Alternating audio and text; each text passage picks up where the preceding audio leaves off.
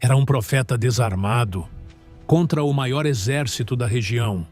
Um homem idoso vivendo numa cidade pequena, sem muralhas, cercado por cavalaria, arqueiros e carros de guerra, que marcharam durante a noite inteira só para capturá-lo. A matemática era simples: milhares contra um. Quando o sol começou a nascer sobre as colinas de Dotã, o cerco já estava completo. Nenhuma saída, nenhuma rota de fuga, nenhuma esperança humana. Mas, naquela manhã, por volta de 850 anos antes de Cristo, os números não contavam a história completa, porque havia algo no monte, algo que o rei da Síria não conseguia ver. E quando os olhos certos se abriram, ficou claro que aquele profeta nunca esteve sozinho. Para entender como um único homem se tornou o alvo de um exército inteiro, é preciso voltar alguns meses no tempo para o momento em que uma guerra começou a ser vencida, sem que uma única espada fosse levantada. O conflito entre Israel e a Síria não era novo. Havia décadas que os dois reinos viviam em tensão constante. Não se tratava de uma guerra declarada com batalhas formais e campos abertos. Era um conflito de emboscadas, ataques rápidos e disputas territoriais.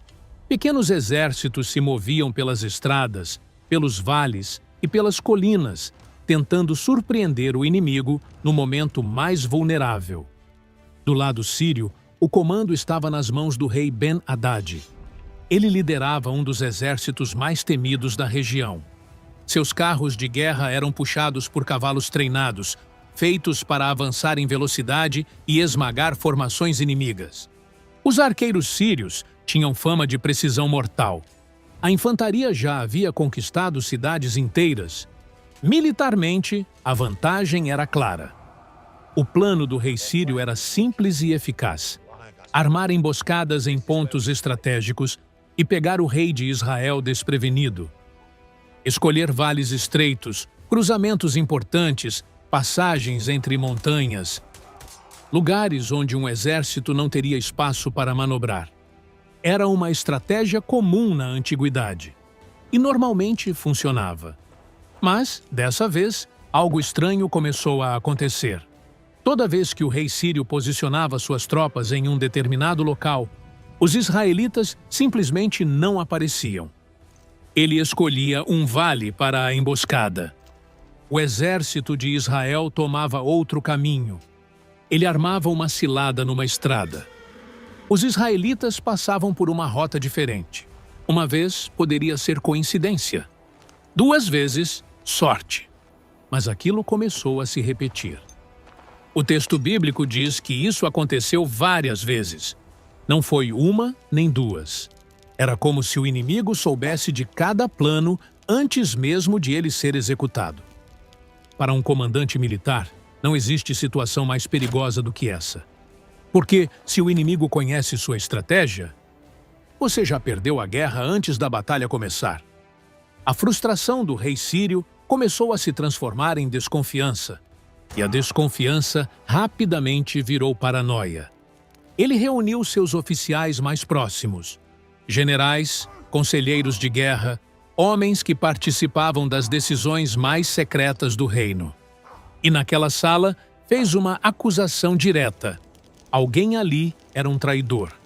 Alguém estava passando informações para o rei de Israel. Era uma acusação gravíssima.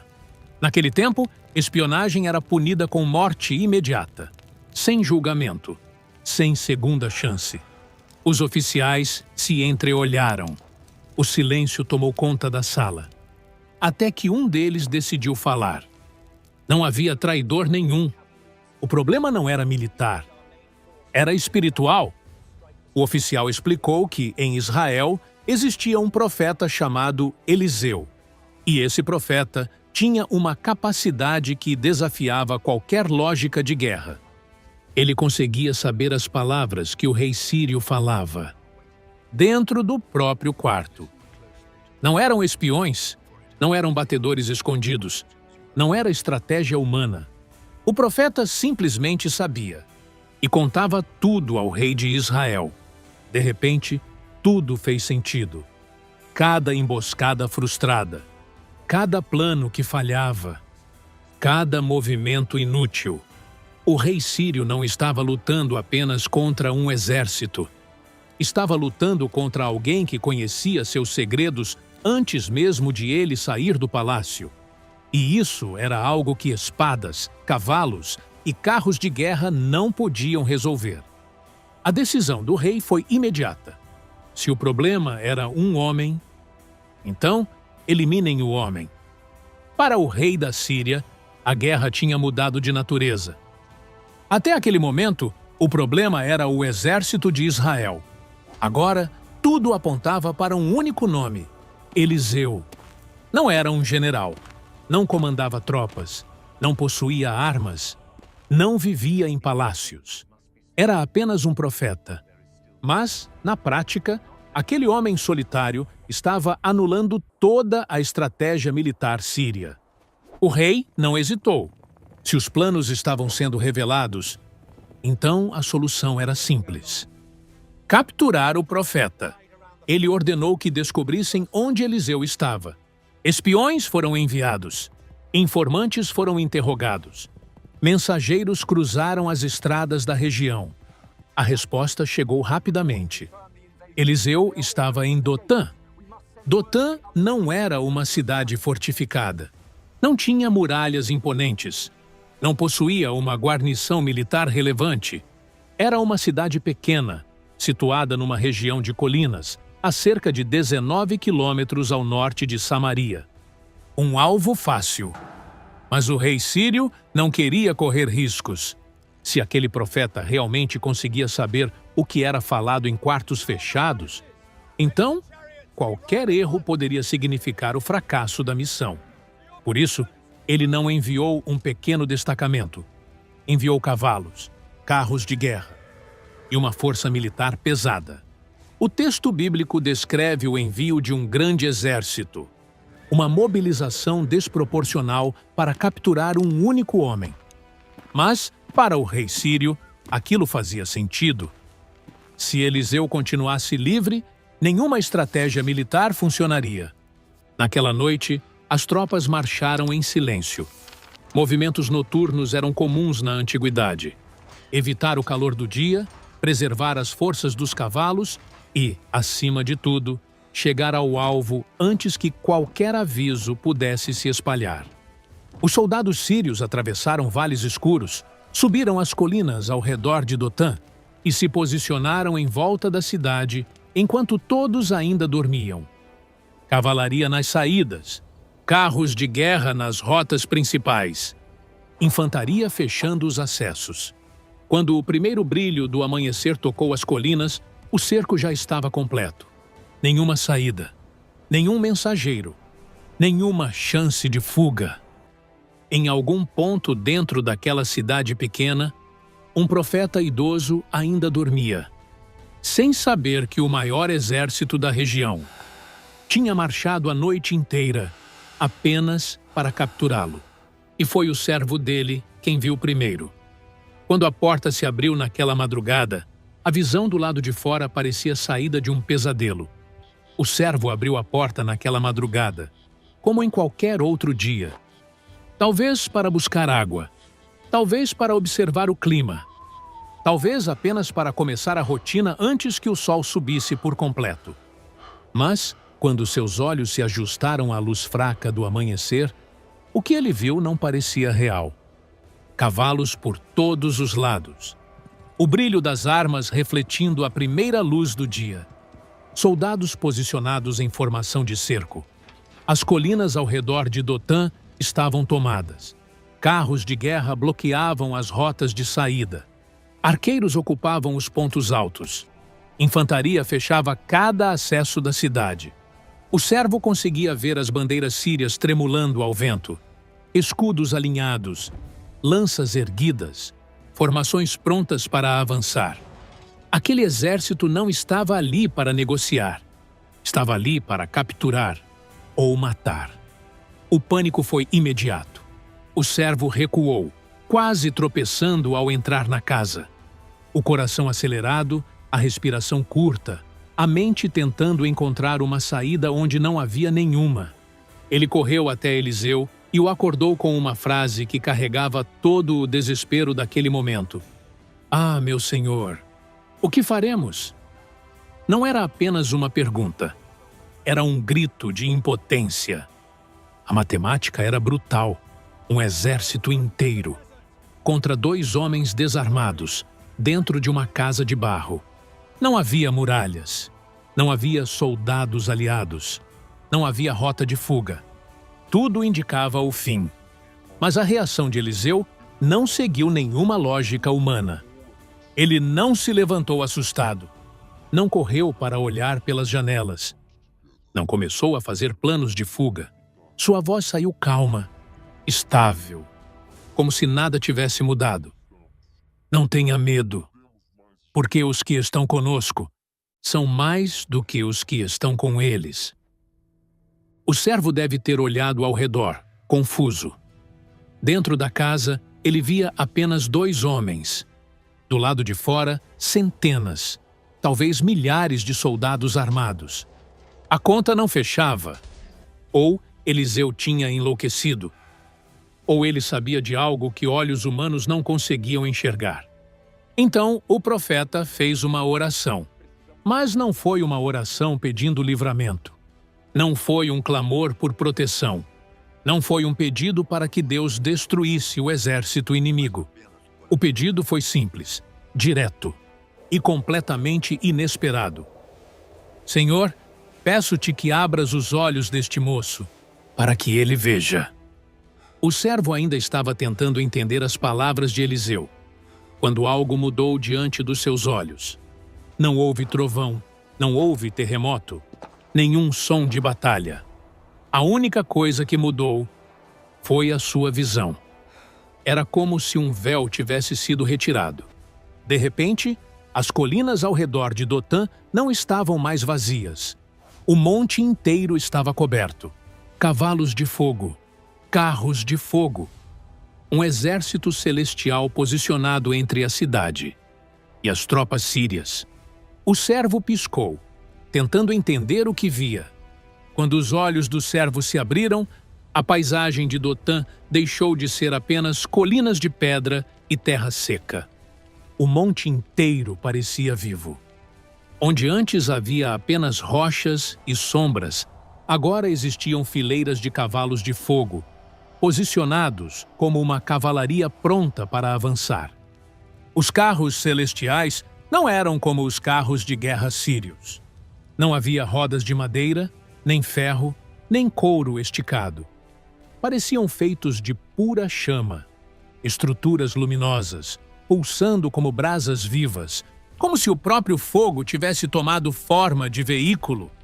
E eles não estavam em movimento caótico. Estavam organizados, alinhados, posicionados, em formação de batalha. O servo percebeu algo ainda mais impressionante. O exército celestial não estava dentro da cidade. Não estava ao redor da casa de Eliseu. Ele estava entre Dotã e o exército sírio, como uma muralha viva, como se cada colina tivesse sido tomada por uma força invisível até então. Como se o mundo espiritual sempre tivesse estado ali, apenas escondido atrás de um véu. O servo provavelmente respirou fundo, tentando entender o que via. Do lado de fora, soldados de carne e osso, com armaduras pesadas, lanças afiadas, cavalos cansados da marcha noturna. Do outro lado, seres que pareciam feitos de fogo e luz, imunes ao cansaço, imunes ao medo, imunes às limitações humanas.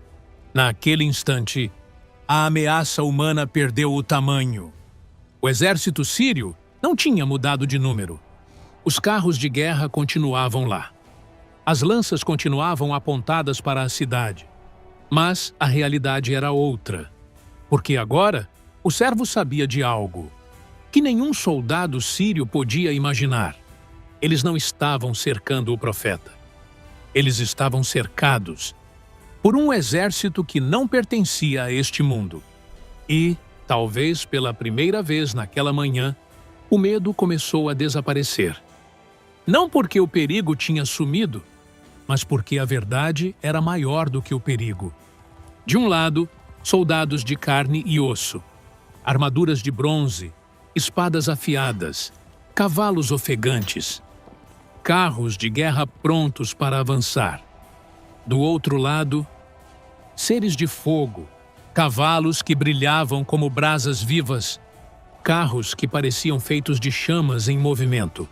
Uma força que não obedecia às leis do mundo físico. O monte inteiro estava cheio. Não era um pequeno grupo. Não era uma escolta celestial. Era uma hoste completa, posicionada como um exército em formação de batalha. A matemática mudou naquele instante. Não era mais um exército contra dois homens. Era um exército contra outro exército. E o exército de fogo cercava o exército de carne. Eliseu não demonstrou surpresa. Para ele, aquilo não era uma revelação. Era apenas a confirmação de algo que ele já sabia. Enquanto o servo via apenas o perigo, o profeta sempre enxergou a proteção. Enquanto o servo contava soldados, Eliseu conhecia o exército invisível. Mas o mais surpreendente ainda estava por vir. O exército celestial não se moveu. Os cavalos de fogo não avançaram. Os carros sobrenaturais não atacaram. O poder estava ali, mas não foi usado. E em vez de ordenar um ataque, Eliseu fez outra oração. Enquanto o servo ainda observava o exército de fogo sobre as colinas, os soldados sírios começaram a descer em direção à cidade. Para eles, nada tinha mudado. Dotã continuava indefesa. O alvo continuava dentro da cidade.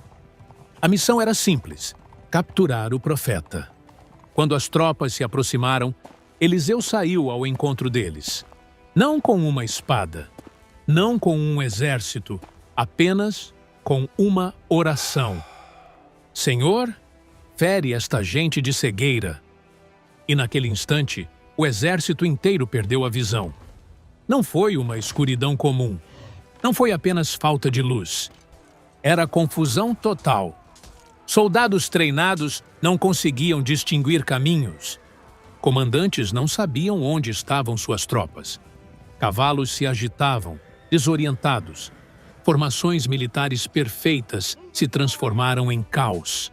A máquina de guerra mais temida da região ficou completamente vulnerável, sem que uma única espada fosse levantada. Então aconteceu algo ainda mais surpreendente. Eliseu caminhou até o meio do exército cego, o mesmo homem que eles tinham vindo capturar. Agora estava diante deles, guiando seus passos, e disse: Não é este o caminho, nem esta é a cidade. Segui-me, e eu vos levarei ao homem que buscais. Era verdade. Eles buscavam o profeta de Israel, e o profeta estava ali. Mas os soldados cegos não sabiam disso, e confiaram na voz que os conduzia. Os soldados sírios não tinham escolha. Sem visão, sem orientação, sem saber onde estavam, a única coisa que podiam fazer era seguir a voz do homem que falava com autoridade. E assim, a marcha começou. Não era mais um exército em formação de guerra. Não havia disciplina perfeita, nem alinhamento de escudos. Era uma coluna desorganizada de homens cegos, cavalos sendo puxados pelas rédeas, comandantes tentando manter a ordem sem enxergar o próprio caminho. Eles desceram as colinas de Dotã lentamente. Atravessaram vales estreitos, passaram por trilhas de terra batida, onde normalmente marchariam com velocidade e confiança. Mas agora, cada passo era incerto. Cada pedra no caminho era um obstáculo. Cada curva do terreno era um risco. O exército que tinha marchado com orgulho durante a noite agora caminhava em silêncio, dependendo totalmente da voz do homem. E tinham sido enviados para capturar. E nenhum deles percebia que, a cada passo, estavam sendo conduzidos para o coração do território inimigo. Eliseu então guiou o exército sírio inteiro, por cerca de 19 quilômetros, da pequena Dotã, até Samaria, a capital do reino de Israel. Um profeta idoso, conduzindo milhares de soldados inimigos, cegos e vulneráveis, atravessando vales e colinas, até o coração do território adversário. Os caçadores, sendo conduzidos pelo caçado. Quando chegaram a Samaria, Eliseu fez outra oração. Senhor, abre os olhos destes homens para que vejam. A visão voltou. Os soldados piscaram, ajustaram os olhos à luz e perceberam onde estavam. Não em Dotã, não cercando uma cidade indefesa. Eles estavam dentro de Samaria, no meio da capital de Israel, cercados agora pelo exército do rei de Israel. A armadilha tinha virado ao avesso. Os cercadores estavam cercados. O rei de Israel viu a oportunidade e perguntou a Eliseu: Feri-los-ei? Feri-los-ei, meu pai? A repetição mostrava a ansiedade. Era a chance de eliminar uma grande parte do exército inimigo de uma só vez. Uma vitória fácil. Uma vingança pelos anos de guerra. Mas a resposta de Eliseu foi imediata. Não os ferirás. A ordem era outra. Põe-lhes diante pão e água, para que comam, bebam e voltem ao seu senhor. Em vez de execução, um banquete. O rei de Israel preparou uma grande refeição para os soldados sírios. Comida abundante, água para matar a sede, hospitalidade, em vez de espadas. E depois os enviou de volta. Um exército inteiro retornando à Síria, com uma história impossível de explicar. Tinham sido cegados, conduzidos para dentro da fortaleza inimiga. E, em vez de morte, receberam jantar. O texto bíblico registra o resultado. A partir daquele dia, os bandos sírios não voltaram a invadir a terra de Israel. A guerra não terminou com uma batalha. Terminou com um milagre e uma mesa preparada para inimigos. Naquela manhã, em Dotã, o servo de Eliseu viu algo que a maioria das pessoas nunca vê. O monte inteiro coberto por cavalos e carros de fogo. Um exército celestial em posição de batalha. Mas existe um detalhe importante nessa história. O exército de fogo não atacou. Os cavalos celestiais não avançaram. Os carros sobrenaturais não esmagaram as tropas sírias. Nenhuma espada invisível caiu do céu. O poder estava ali. Real. Presente. Pronto. Mas não foi usado. A vitória não veio por destruição, veio por cegueira, por condução, por um banquete. Isso desafia a lógica humana. Se você tem um exército celestial à disposição, a reação natural seria usá-lo. Destruir o inimigo. Demonstrar força. Garantir que ninguém mais se atreva a atacar. Mas, em Dotã, Deus escolheu outro caminho. Mostrar poder, sem usá-lo. Vencer, sem matar. Transformar inimigos em testemunhas, em vez de cadáveres. E essa não foi a única vez que o exército invisível esteve presente, sem intervir. Séculos depois, em outra noite cercada por soldados, um homem também foi alvo de um cerco. Não em Dotã, mas no jardim do Getsêmani. Os soldados chegaram com espadas, tochas e correntes. Um dos discípulos reagiu como qualquer homem reagiria. Sacou a espada. Mas a resposta de Jesus foi imediata. Guarde a espada. E então, ele disse algo que ecoa diretamente a história de Eliseu. Você acha que eu não poderia pedir ao meu pai, e ele me enviaria agora mesmo mais de 12 legiões de anjos? 12 legiões. Mais de 70.000 seres celestiais, prontos para intervir com uma única palavra. O mesmo exército invisível de Dotã estava disponível naquela noite. Mas, diferente de Eliseu, Jesus não acionou essa força. Em Dotã, o exército de fogo protegeu o profeta. No Getsêmani, o exército de fogo permaneceu em silêncio. O mesmo Deus, o mesmo poder. Duas decisões diferentes. Porque às vezes a proteção divina livra do vale. E às vezes ela caminha com você através dele. O servo de Eliseu aprendeu que nunca estava sozinho, mesmo quando os olhos humanos só viam perigo. E, desde aquela manhã em Dotã, aquela verdade continua ecoando através dos séculos. Existe um exército invisível ao redor daqueles que Deus chama.